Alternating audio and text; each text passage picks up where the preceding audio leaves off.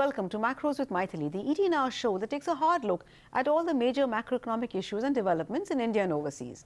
In this edition, we're going to discuss the latest wealth report published by Knight Frank, the UK-based consultancy, according to which the number of Indian billionaires, that is individuals with net assets of $1 billion or more, is expected to rise 37% to 163 by 2023, beating both global as well as regional averages. India already has the third largest number of billionaires in the world, following the US and China. The country is also expected to see a surge in HNI, or high net worth individuals, that is those with 1 million or more of net assets, US dollars again, in the next 5 years. Other agencies have made similar predictions. So how should we look at these reports? With unmitigated glee as proof that India and Indians have finally arrived on the world stage, or with more circumspection? After all, we are perhaps the only country in the world which has the word socialist feature in the preamble of our constitution. And joining me in the discussion are two stalwarts in their respective fields: Sindhu Sri Khullar, former bureaucrat and the first CEO Niti Aayog, and T.T. Ram Mohan, economics professor at IIM Ahmedabad. Welcome to the show, Sindhu, TTR. I must confess that my first reaction to the report was quite mixed. While it is good that Indians are now doing so well, there is this lingering sense that something must be amiss with our development model if the same country that is producing dollar billionaires at this amazing rate is also home to the largest number of the world's poor. Would you agree? Let me start with you, Sindhu. As a former member of the all-powerful IAS, responsible, if I may add, tongue-in-cheek, in some measure for where we are today, do you see any contradiction between India being home to both unimaginable wealth in some and also extreme poverty in others? Mythili, I would, in a similar tongue-in-cheek style, respond by saying that India will be first or last in almost any kind of index or any kind of counting that takes place in the world. We are the biggest, we are the largest, we are the poorest, we are the richest. So from that perspective, it is really not important to know that we are among the top growing billionaires. We are also among the few countries where poverty has seen a decline in the last 2 decades. But whatever we do, it is not enough, and more needs to be done on all fronts, both probably to grow the billionaires and to grow the larger numbers of people who can aspire to be billionaires in the future. TTR, as an academic and professor of economics at the country's premier business school, that has perhaps played a large part in grooming some of these billionaires or some future billionaires, what is your initial response to the report? Yeah, so let me give you my initial thoughts on the report. People generally tend to make a distinction between the good billionaires and the bad billionaires. And the good billionaires are the ones who make money through, entrepreneurship per se, whereas the bad billionaires are people who have made money through rent-seeking, say through access to spectrum or land or coal or whatever scarce resource. And so people seem to think that it's okay if you made your billions as a good billionaire. But I think even the good billionaires do resort to rent-seeking of some form by influencing policies in various ways. For instance, influencing the tax policies, whether it's income tax or capital gains or wealth tax or whatever. So I think this distinction is in some sense artificial, because there is rent-seeking involved in both. And I would particularly focus on the billionaires we have created in the form of professionals in the corporate sector, as distinct from entrepreneurs who have put in risk capital. So you have large numbers of professional CEOs, whether in manufacturing or in banking or in other sectors, who have become billionaires. And this is to a very large extent because of lack of appropriate norms for CEO compensation, which again reflects a failure of corporate governance. And therefore, it's very important to recognize that whatever the form in which the billions are made, there are flaws in regulation or corporate governance or in social norms which have resulted in these in the creation of these billionaires, and that should be a matter of concern. Okay, sure. Sindhu, it's now widely acknowledged that is, that inequality is bad because it hurts economic growth and leads to social and political instability and possibly even civil conflict, which further harms any economic growth. It could jeopardize the democratic setup of a country. In fact, in 1949, Ambedkar had warned that we can't be building a democratic edifice on the principle of political equality while social and economic inequalities continue to widen. What is your sense? I think it's absolutely correct, because the disparities in income and wealth, which are superimposed on a socially disparate society, is a recipe which is not really conducive to any kind of democratic functioning. Every democratic institution in our country presumes on equality of access, equality of opportunity, equality of availability of resources in whichever field that you are in, whether it's education or it's jobs. So when there is this widening disparities, it also means that there aren't enough opportunities for growth, and there isn't enough growth. So the economic and social inequality together are, in my opinion, a recipe for disaster. Oh yes, we're sitting on a time bomb, I would think. But TTR, the fact is that poverty rates have fallen much faster post-liberalization, but most would agree that inequality has also increased. So is there something that is inevitable about this?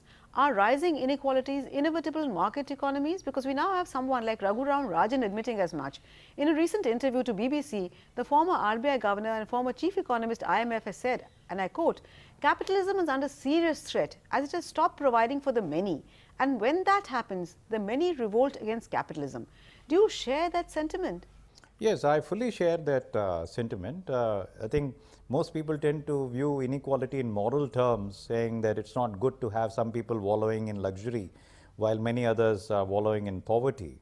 But I think it's very important to grasp the economic consequences of inequality, which are harmful in many ways. You know, inequality is harmful in many ways. It hurts the economy at the micro level, at the firm level, and also at the aggregate economy level of the economy.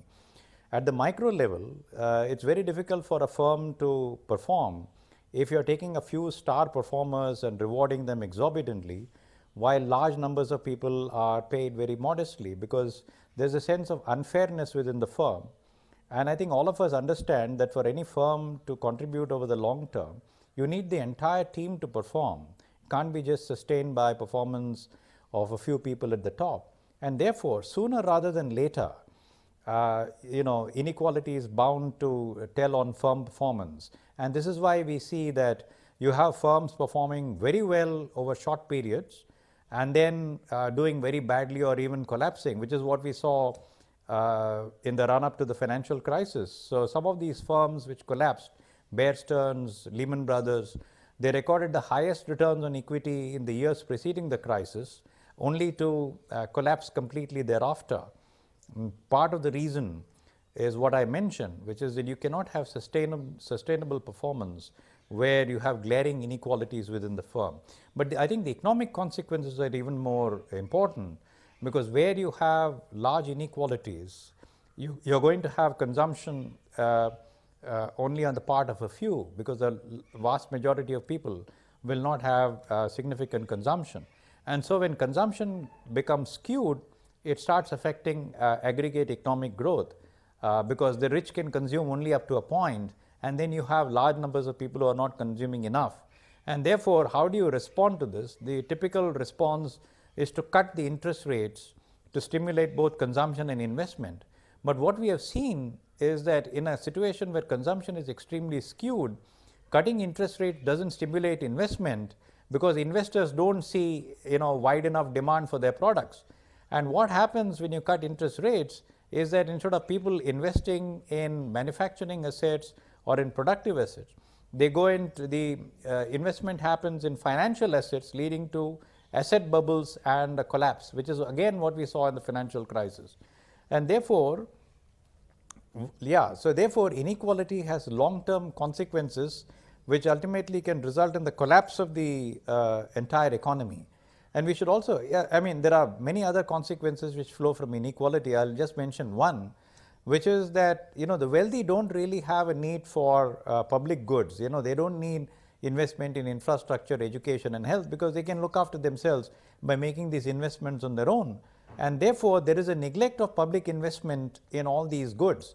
And you're seeing this in the developed world, and you're also seeing this in countries such as India, where public investment in health and education is far short of what is expected. And this is because the wealthy don't need these goods, and the wealthy are the ones who influence public policy. So there are a number of deleterious economic consequences that flow from inequality, which have not been adequately taken into account. True. Entirely agree with you, TTR, except that the wealthy also need clean air, which is what we are seeing, that it is not as if they don't need any public goods. There are some public goods that they need desperately. But Sindhu, in fact, I'm talking about this issue about, billionaires, how are they created, etc. And an Oxfam study found that while some billionaires, like say a Bill Gates or a Narayana Murthy, or more recently the Bansals of Flipkart fame, owe their fortunes entirely to hard work and talent, almost as much as a third of the world's billionaire wealth is inherited, while 43% is a result of crony connections with the government. And this is even more true in developing countries. Of course, one has to take these studies with a pinch of salt, but the fact is that inheritance does play a huge part in determining a person's wealth. So should societies worry about this? Is there a case for an inheritance tax? Should we reintroduce something like this in India, Sindhu? Well, this is a much larger issue and has to be placed in the context of taxation, the whom to tax, how much to tax, where to tax. But on the whole, what the trend has been in the last 2 decades or so, or when we have been a more open economy, is, as has been mentioned before, the wealth has been created largely, to a large extent, by professionals. The inherited wealth, which used to be the pattern in the country, where family wealth, family business, groups which created empires, business empires, were the custodians of wealth. Today you have a much larger variety of people coming from various occupations and professions. And their wealth is typically reinvested back into some kind of finance or some kind of similar wealth creating enterprise. So really one has to look at it on balance as to whether an inheritance tax will take care of making sure that opportunities are more equalized, so that the capacities that we have in this country can be made used more for creating capabilities for the larger numbers, and so that the greater competition for the kind of wealth creation than there is today. Sure. We can't do something like this abruptly. We'll have to think about it a great deal. But I'm afraid it's time for us to slip into a very short break. Please do stay with us. I'll come back to you, TTR, on the question of the inheritance tax.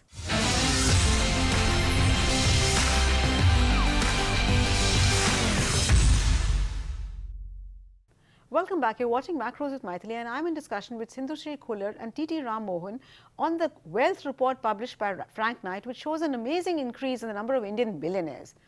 TTR, do you agree with Sindhu on the point of view of inheritance tax? Inheritance tax was abolished in India in 1985 on the ground that collections were very low, less than 0.5% of total direct tax revenue, and it only sent the wrong signal to investors.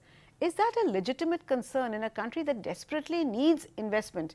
Or is it possible to design an inheritance tax that doesn't deter investors and at the same time does try and reduce inherited inequalities? TTR? Yes, I think the case for an inheritance tax needs to be sort of reviewed now, given as you mentioned, that, there's a very substantial number of people who inherit their billions. So I think we need a relook at that. But I think the more fundamental point which somebody like Thomas Piketty would make is that it's not that you need to worry only about the billions which the next generation is going to acquire. You should be equally concerned about the billions which the professionals and entrepreneurs are making. And I think the drastic solution which Thomas Piketty has proposed is a marginal tax rate of 80%. And he says that there is no way that you can prevent these people from making their billions, given the way that they're influencing various policies, and given that rent seeking is bound to be there. And the only way you can sort of address this problem is by appropriating a significant portion of those billions through punitive rates of taxation. Now, of course, one may disagree about the exact figure that he has put forward, which is the 80% marginal tax rate. We could argue that it should be 50% or 60% or 45% or whatever. But I think some such solution may be required in order to address the problem of inequality. Except that we tried that during Mrs. Indira Gandhi's time and it didn't really succeed, TTR, which is why I'm going to Sindhu with my next question, which says that one of the reasons for the widening inequalities really is a softer tax treatment on capital gains as distinct from tax on labour. The argument given for this is that we need to encourage accumulation of capital for investment and growth. But can this be a reason in the 21st century where we really don't need that kind of capital for most manufacturing activities or service industries? Sindhu? The investments that are needed for public expenditures have to come from taxation. So, to that extent, I would agree that yes, you do need to tax labor and capital fairly, but given the situation that we are in today of the cliched jobless growth situation, I am really not sure where we are going to go with taxing labor, because it is already a known fact that people who are in the labor market of whatever kind are paying far more for the kind of public goods and services. First of all, they make an effort to get into the labor market, and then once they are in the labor market, how fair is it to tax them to the extent that more than to the extent that they already are. Now, in terms of taxing capital, I think we have already spoken about inheritance tax. The real important issue right now is widening the tax base and making tax compliance that much more difficult to avoid. Today, I think we have a greater problem with tax avoidance, tax evasion, and people who should be legitimately paying, and that includes among the richest people who have taken enormous amounts of capital in and out of the country, to be honest about paying the taxes that they are expected to pay. The reason I am saying that is the amount of public expenditures that are needed to create the equalities of opportunity that will take us to a more equal economic equality are in trillions, if not in billions. Very true. But TTR, what are your views? Should we continue with this differential treatment of, of capital gains and labor income, or is there a case for treating income the same regardless of whether it comes from capital or whether it comes from labor? TTR? Yes, you see, I have difficulty going along with the proposition that a lower tax rate on capital gains will incentivize more capital formation and lead to more job creation, because as Mrs. Kuller correctly pointed out, that doesn't seem to be happening. We are dealing with this phenomenon of jobless growth, and it seems to me that the kind of tax structure that you have created is creating billionaires on the one hand, and it's either depriving people of jobs or it is resulting in low wage jobs. And so, very often the high levels of pay of CEOs are correlated with the firing of large numbers of the workforce. So, what is gained by getting rid of large numbers of workers is actually being appropriated by the CEOs in terms of the billions that they make.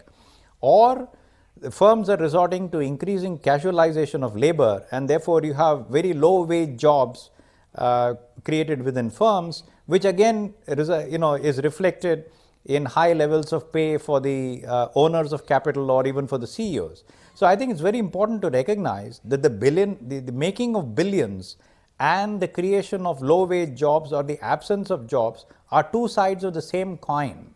I think you need to grasp this very vital fact before you begin to address the problem in any serious way. Sindhu, Thomas Piketty's paper on inequalities in India suggested that inequalities were much less in the socialist 70s than post-liberalization. However, the noted journalist and editor Swaminathan Iyer countered these findings on the grounds of both statistical flaws we'll ignore for the moment and its failure to distinguish between different types of equality and inequality, saying that India's greatest curse is the inequality of opportunity.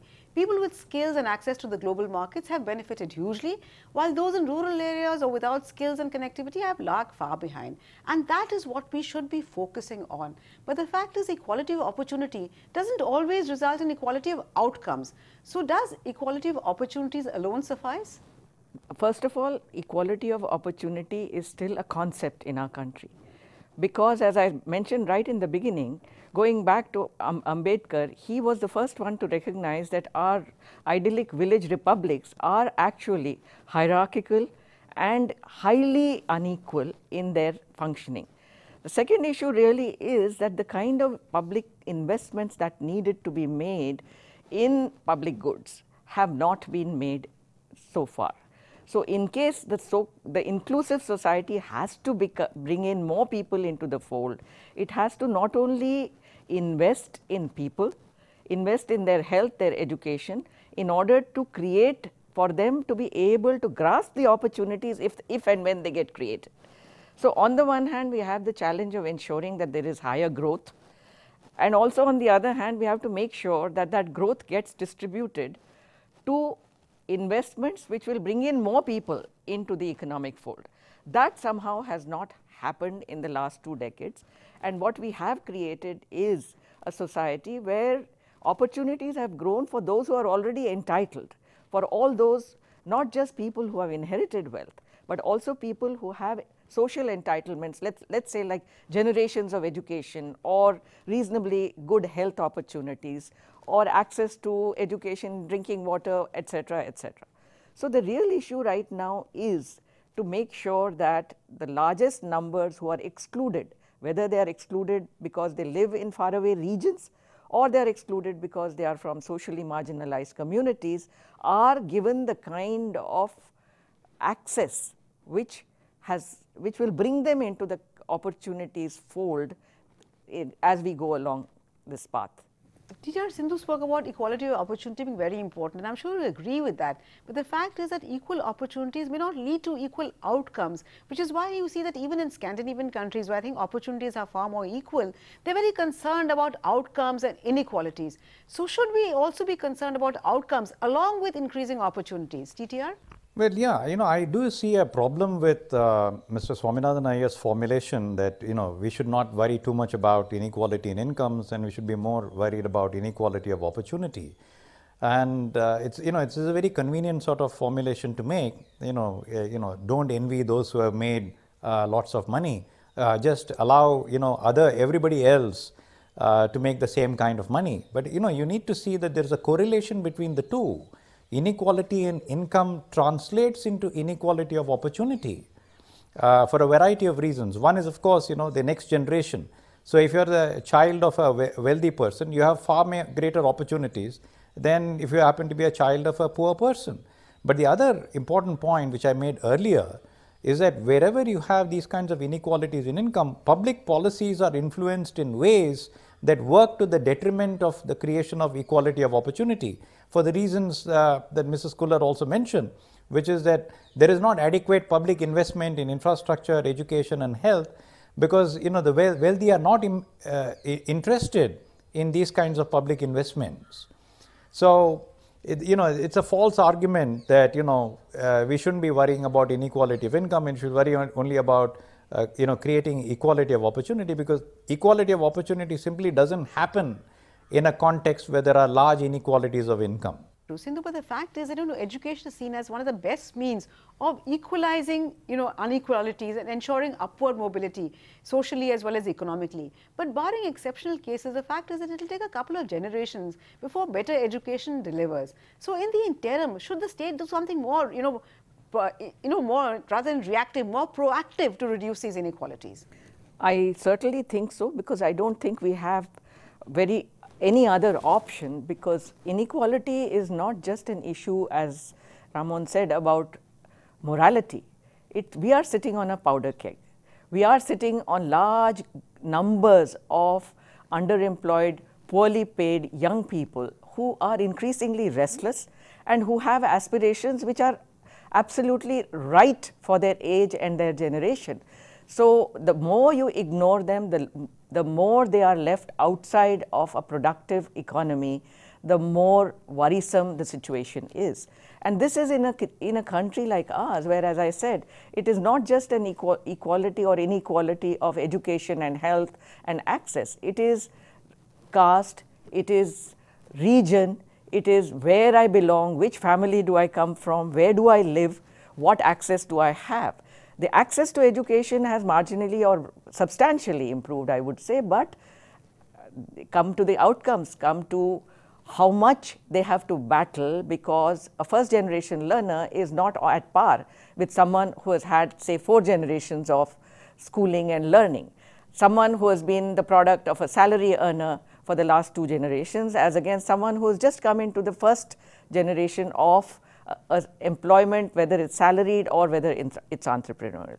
So I would say that there is absolutely no time now to sit and debate the issue. The issue is out there, and unless we do something very quickly, we're already looking at this restlessness manifesting itself in the universities, on the streets, and in, to say it in very colloquial terms, groups of young people just sitting around on street corners wondering how to get that next smartphone and how to get that next pair of designer jeans. This is not a situation which we can really live with very much longer. Didi, a slightly unfair question to ask you, particularly because I wanted you to do it in a minute or so, but if we agree that the state must do something, what can the state possibly do? TTR? Well, I think we need to revisit the model of education that we seem to have been following for the last 10 or 15 years, which is to basically imitate the American model of private sector education financed through loans, which is the model we are moving towards in higher education. I think we need to sort of revisit this, and I think it's going to create very serious problems in terms of access and inclusion. And we really need to step up public, revive the role of public investment in education, which has been, I think, rather ignored in the last few years. The entire private sector driven model needs a relook, in my view. Okay, TTR, I would agree with you entirely on that, because I think both Sindhu and I have very strong positive feelings regarding the public sector. And as for not copying the Americans, I think all 3 of us will agree on that. I hope we've given our viewers enough to chew on. But thank you so much, TTR and Sindhu, for joining me in the discussion on a very complex subject for which there are no easy answers. Thank you also for watching. Remember, we'll be back next week with yet another edition of Macros with Mythili. Till then, it's thank you and goodbye from all of us at ET Now.